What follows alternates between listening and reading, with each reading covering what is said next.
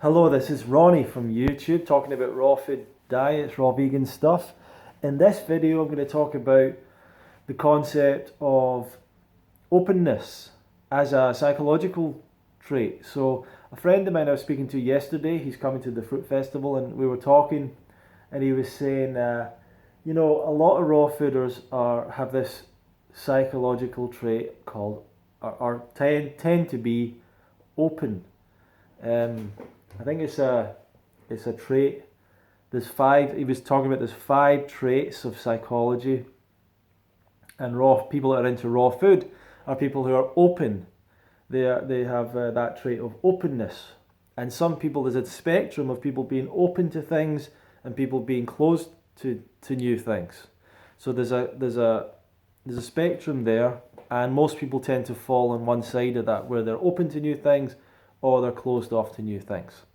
And you can probably think about people in your life that if you present them with a new idea, they're very closed minded. It takes them a long time to accept something. And there's other people who are more open, want to try things out, want to go and experience new things, and are open to that kind of experiment. And definitely when it comes to raw food, probably people that are interested in experimenting, trying something new, looking for new things, these are people who are open and are more likely to try out raw food or a raw vegan diet. So, what am I really getting at? What am I getting at? Well, what we find is that there's a lot of people that come into the raw food movement and then they leave the raw food movement and they jump on something else, and then they jump on something else, and then they jump on something else.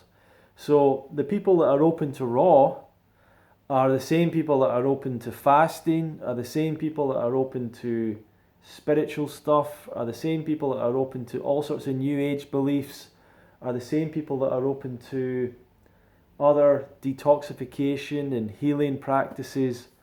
And that's not necessarily a good thing in my opinion, because I think being open to raw food and raw is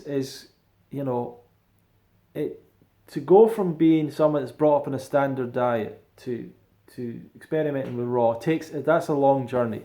That is a long journey. That's years. And a lot of people say they did it overnight or they heard about it and they changed straight away, but they're leaving out that they were vegan for 5 years, they were vegetarian for 10 years, they gave up coffee 11 years ago, they experimented with fasting 15 years ago or whatever. So they've had a history of trying things out, experimenting with different things. And I was like that as well, and experimented with a lot of things before going raw. But it's a bit of a worry with the raw food movement in a sense that people come in and the same people, think about it, the same people that have been open to raw food are the same people, or a lot of the same people, that have ended up doing like extreme other diets, extreme meat diets, extreme high fat diets, extreme dry fasting, urine drinking, and all of these things. So I want to put it to you that raw is not as crazy as any of those things. The raw vegan diet is much more mainstream than you would think. It's much more in line with mainstream thinking. The only real shift there is in terms of raw. The only shift is your carbohydrates are going from raw cooked carbohydrates to raw carbohydrates. It's only that's once you make that little shift, it's quite in line with what standard healthy diet is proposed as: full of fruits and vegetables, mostly carbohydrate, keeping saturated fat low, keeping salt low, keeping sugar low. All of these things are in line with a raw vegan diet, especially obviously the abundance of fruits and vegetables. Obviously, they don't ever say give up meat or get rid of meat and dairy and all this stuff, but they never really promote it. They say like limit it, cut it down, less saturated fat. That's just what the standard information is out there. They've not come out yet and said give it up. Now, the Canadian Health Plate, they've come out and said dairy doesn't need to be part of your diet. That's a new one. That shows a progression forward, and we'll start to see other governments doing that as well, and other organisations. So people say to me, oh, well, you're into all this crazy stuff that you can't prove, so you should be into all this other crazy stuff. And I'm like, no, the fact that I'm into raw food doesn't mean that I should be into anti-vaccination and all the naturopathy things and all the chiropractic things and all the all these other alternative medical things. It's not all on the same spectrum, and people say, well, you can't prove this raw diet and you've not got any science behind it, and therefore how can you say that we should look to the science when we're looking at other things? Well, because I actually think there is a lot of science around raw food. It's just that it's not been put together yet in the big way. It's not been promoted in a big way. And really, we know what happens to food when we cook it. It damages the food. We get rid of nutrients. So there is no rational, logical way to promote cooked food over raw food. Really. For some people, maybe financial issues, but I actually think that's not a big deal. And for some people, other sorts of issues, social availability, whatever, but not really nutrition kind of issues. So a lot of people come into these events, they're open, they leave the events and they're open to something else. And they never actually settle, and they never actually put the time into the diet, and they never go raw long enough. Whenever people are on and off raw and all that, they never went raw long enough, consistent enough at the right type of diet. They were always jumping on and off, and jumping back to cook food. You need to go consistently raw for quite a long time. Consistently raw, eating enough, and getting your other aspects of a healthy life, fitness, reducing your stress or whatever, working, something you like to do, exercise, all these things. So this is a trait that we see, and you might say, well, why are people coming into raw and then they're doing something else? It's because of this openness. They're open to ideas, they're open to influence, they're open to people's opinions, and they end up drinking urine, believing in the flat earth, eating meat again when there's not really any reason to do that, eating supplements, and on and on and on and on. So that's what we're talking. That's openness, and that's a trait we see in the raw food movement. So if you're wondering, why do we see that? Why do we see so many raw people into conspiracy theories?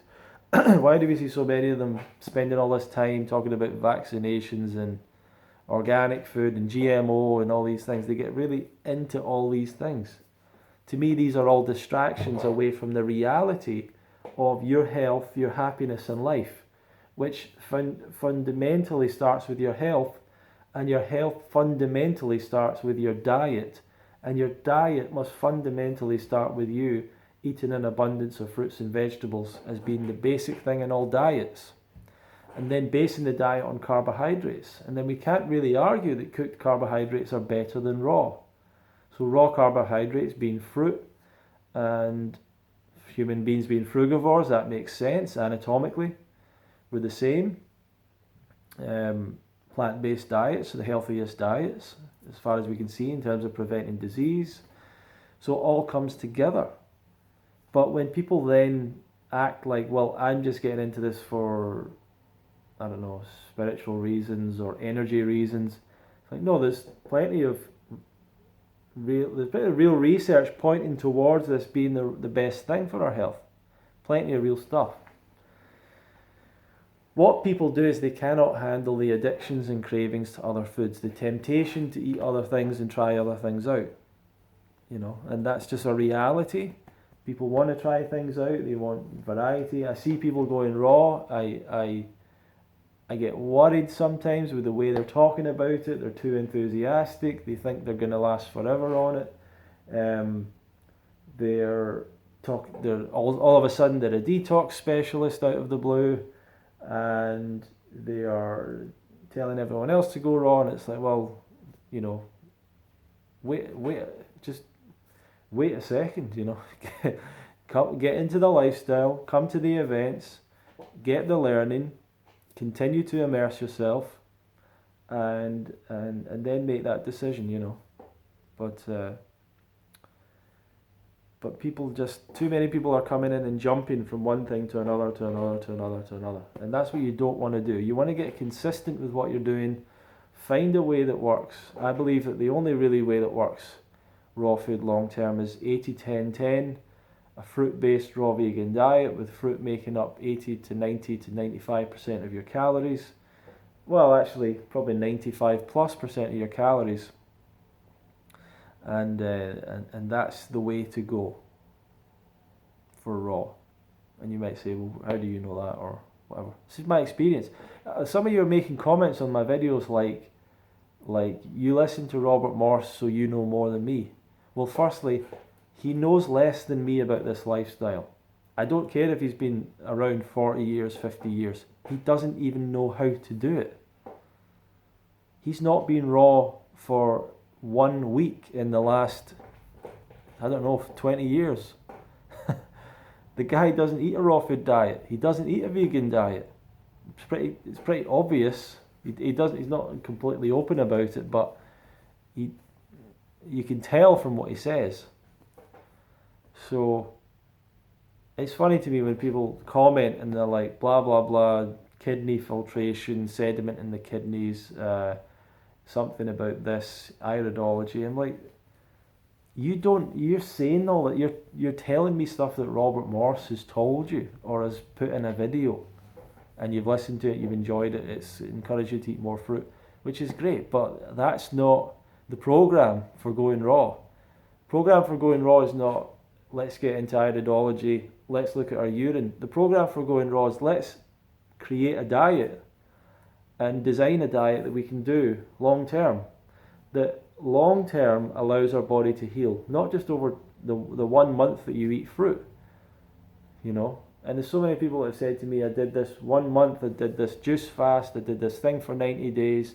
It's like, and they did a fast for 35 days. It's like, very good. What I want to see you do is go raw, 100% consistent for years at a time. You know, that is the discipline. That is the journey. That is opening up the healing to really happen. Not the 2 month thing, or the 1 month thing, or the eat bananas for a week or whatever. You know. So people are jumping in and out. It's not really because of the diet, it's because the people that are interested in it are very open to all sorts of new things, open to influence. And also, it's just the addictions, the cravings, the variety out in the world, the options that people have. It's very hard for people to get over those cravings and get to a point where you walk by all this junk food and it doesn't cause those emotions to come up, those like, I need to eat that now kind of stuff. You need to get to that point where you're looking at it like, oh, there's that stuff, I'll go and eat fruit, you know. So thank you for watching the video. If you'd like to learn more about this lifestyle, you could consider coming to the Fruit Festival in the UK this year, and we have still some spaces left. You can go to fruitfest.co.uk/webinar. We've got a couple of webinars this week. If you'd like to learn more about the festival, you can register for the webinars there. Thank you very much for watching today, and I'll see you in another video.